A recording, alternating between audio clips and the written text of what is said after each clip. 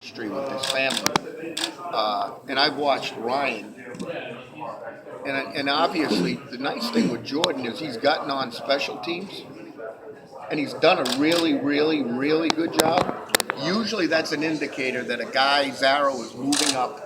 He's not afraid of the big picture, and that's what we're seeing in the bowl practice. If you said to me, "Who's the guy that surprised you the most?" And what about? I mean, is there something that runs through that whole family that I don't know. tenacity? I know one thing. They got the 1-2 thing going, so I don't want to fight them. Right. Have you thought about doing that yourself? I'll have do everybody it. on the team Hey, do it? just do it. Let's do it. But some guys, you got them in a position, and this is where I have a problem with defense. I've been doing it a long time, and I don't know. So a guy doesn't fit, and he can't do everything well. So you just throw him in there and try to fit him in. Take a square peg and fit him into a round hole, and well, you really can't do that well. But we'll just have to live with it. No. Take the dude out. Okay, let him focus on the things he can do well. And all of a sudden, we get just kind of fooled with him in the bowl practices. And I'm going, damn, this guy's doing things a lot better. He just has a way, he can rush it a little bit. So I'm sure he's got a little of that going. He can cover a little bit. He's a tough guy.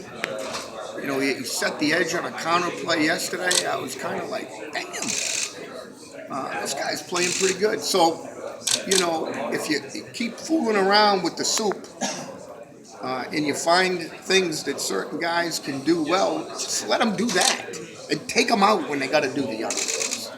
And, everybody goes, oh, you're a big package guy. No, I'm not. If a guy can't do something well, get him the heck out of there and let somebody else go in there and do it well. That's really how packages develop, is let guys do things they can do well, and we're finding this guy can do some of those things that the Viper position has pretty darn well. You're losing so many. Using these bowl practices, preparing for Friday, and kind of grooming that next generation and experimenting. It's a great question. Nothing's more important than the game. So, in terms of the concept, the scheme, and all that, you're kind of doing everything to get ready for the game. But during that process, you're kind of teaching a lot of guys the game plan. And we're trying to give, equal reps to the first and second units. And like some guys, for example, may not be in on all the second unit reps, just like we were just talking about, but they're in on some of them, and they have a job. So they let their jobs dictate when they're in the game. So between all that, you kind of throw it all in the soup bowl, and guys are practicing to learn the game plan, guys that get reps, but nothing's more important than the game plan. So, and the game on Friday. So, it's a balancing act, but I think that's what we get paid to do, is make sure you're getting ready to do all three things, because that's what coaching is. You're multitasking all the time. Eye on the game, but you got to have an eye to the future as well, because you're going to wake up on Saturday morning, and guess what? It's next season. So you got to be ready to go. The younger guys on this team don't seem at all intimidated about that prospect, about losing personnel. Devin Bush was talking about, kind of the attitude they have to keep the success going. Yeah, I don't think again, it all comes down to, this is an unbelievable group of seniors. That's all I'm going to say. Here's some clowns from the East Coast coming to the Midwest. And, hey, this is how we do it. This is what we're going to do. Here's all your checks. Blah, blah, blah, blah, blah. We're going to have overhang. This is how we're going to defend. I mean, there was never like get back, from the players. They just, let's go. Now maybe that's part of third deep coordinator in 3 years, but I also think it's character, maturity, and when young guys can just watch that operation and say, they kind of trust them for whatever worse, and like I tell them, hey, I'm all you got now, so you really don't have much choice. But there really has never been that. It's unbelievable, especially here you are, when I'm out there yesterday and I'm looking and I'm going, that guy's going to be gone, that guy's going to be gone. And I'm not like looking at it like, oh, what's going to happen to us? Woe is me. It's just like it takes a little bit out of you because, boy, what an opportunity you've had to coach some really unbelievable human. That guy right there, we'd be without that guy? I have no idea. I mean, that guy wouldn't say boo during spring practice if you asked him to. And now, makes all the checks. Everybody's looking at him. He's got it all down.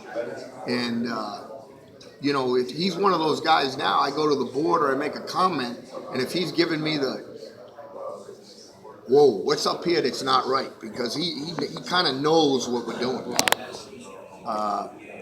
So if you're a linebacker and you're not watching that guy,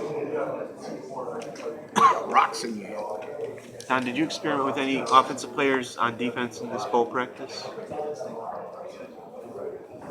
No. No. Because they stole on we knew from you. Huh? So they stole on we knew from you. So No, I think that's been kind of a back and forth process. I can't say they stole, and I'm happy for him. I think he's found a home, so that's good. That's part of it. You never know, really. It's like we were talking about, Jordan Glasgow. Who would have known he could move over there? It was kind of like, well, we really don't have a home for him, so let's see how it goes. And then all of a sudden it's like, oh my God, what did we just do? This guy's going to be good. So sometimes you get a little lucky, but, if you experiment with the thing, it kind of makes it nice. So Don, I think there's some of that. excuse me, Don. Ryan and Taco and Chris were all talking about how you and Greg have done a pretty good job of keeping it fresh. Maybe not giving them too much, the paralysis by analysis kind of ordeal, not giving them too much at one time. Is that something that you've always kind of preached throughout your career, or is that something that you've kind of adjusted to now that you're here? Well, here's what I know, okay? And here's a philosophical approach, okay? When you defend the run game, you start messing around with it and saying, all right, this week we're gonna dent this, which means be under the block, or you're gonna hard joint this. You can get yourself in a lot of trouble by messing around on a week-to-week basis. Now, if it's broken, you gotta fix it. I'm not saying that. But you better make it so those guys can play 100 miles an hour and so solid in their run reads. Then the linebackers got to fit off those guys based on all the pulls and all the different run scenarios that we get. So you better make it, simple isn't the word because it's not simple. Defending the run game is not a simple process. But it's the value of it is incredible. And if you look at my track record, if we're outside the top 10 in run defense, we got a problem. So would you say just, excuse me, as far as like preparation goes, I mean, just giving it to them in smaller doses, is that what you mean? Well, we don't fool around with the run game, but we do fool around in the pass game and attacking protections on a week-to-week basis.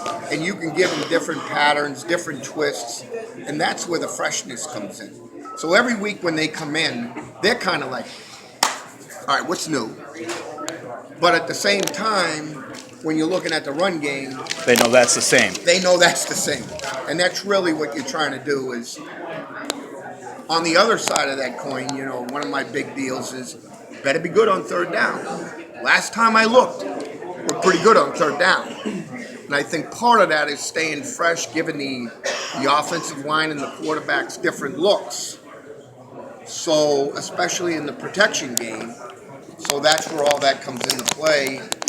So you're solid in the run, and you better be good on third down, because if you don't get your butt off the field, life is not good. What have you seen in Taco over the last month? He's an unbelievable player. Tough. Great with his hands. Can make any pass rush move that you want. Inside, outside. This guy is a Sunday player without question. The question will be, what round is he? But have you seen something different in the last month, or he's finally healthy, or what?